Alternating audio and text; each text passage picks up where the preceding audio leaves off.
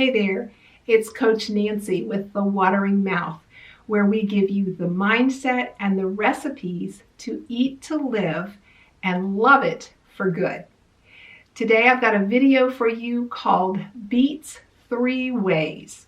What is so great about beets? I find that people either love them or they hate them.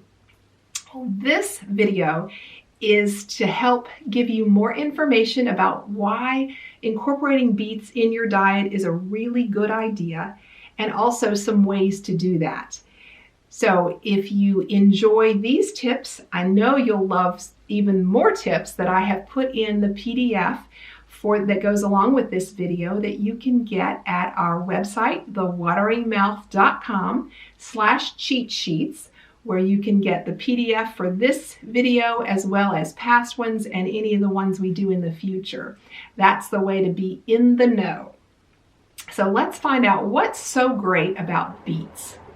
All right, I found this nice big bunch of beets at Whole Foods. Be forewarned that the beet roots will stain anything they touch. So you're going to see me cleaning up any bit of beet that gets on my nice maple top here. These are organic beets, so I will use the leaves, the stems, and the beet roots. All three parts of the beets are going to go in my tummy. I start by picking through the beets and removing the leaves. These are beautiful leaves, nice, big, just gorgeous. Now I'll chop the stems in small pieces. This helps with making them less tough and easier to eat, and they cook faster. I cut off the tops and the bottoms of the beets and chop them into cubes. Your hands will look like you cleaned up a crime scene. I only know this from TV, no actual crime scene experience. You can find different types of beets in stores and at farmers markets. Golden beets are nice and milder tasting than the classic red beets. Cheatsheets beets, which these kind of look like, are white and red, a lot more white than these are.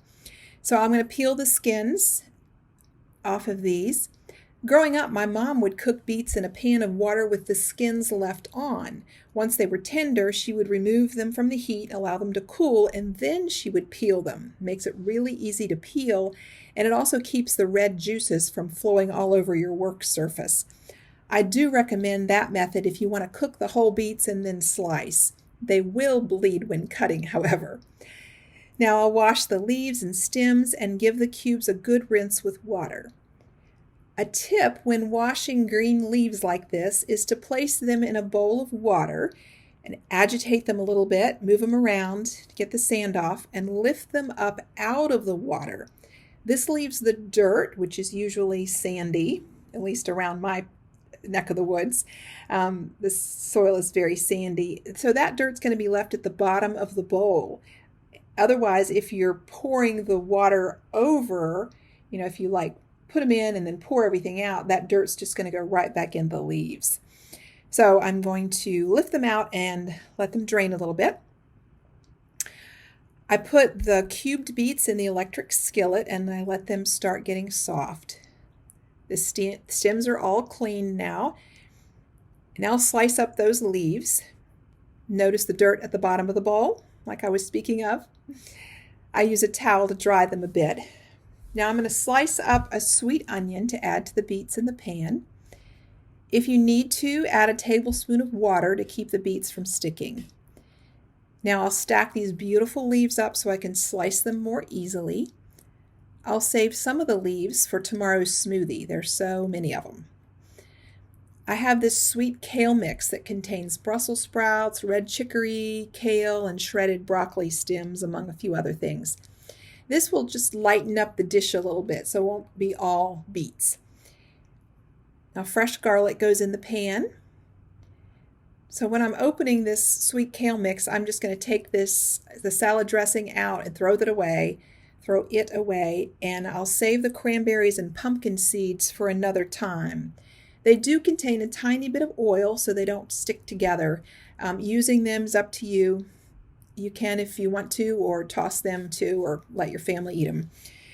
I choose to eat them a little bit at a time in my salads. Now I add half of the bag of greens to the skillet. These cooked about 10 minutes total. I'll use some Mrs. Dash garlic and herb and some fresh ground rainbow pepper. This dish makes a lovely light dinner. I'll serve up about a third of it in a bowl and top it with fresh lemon juice. The acid in the lemon adds a little bit of a salty taste experience when eating the beets. Beet leaves, stems, and roots all in one dish. Voila! Enjoy! All right, did you enjoy that? I hope you learned some things. I hope you learned some tips about making beets, preparing them, and also some nutrition tips that I put in there. Remember, if you want more tips and preparation ideas, you can go to thewateringmouth.com/cheatsheets and get the PDF that I've crammed full of more information about what's so great about beets. Until next time, I'm Coach Nancy with The Watering Mouth, where we give you the mindset and the recipes to eat to live and love it for good.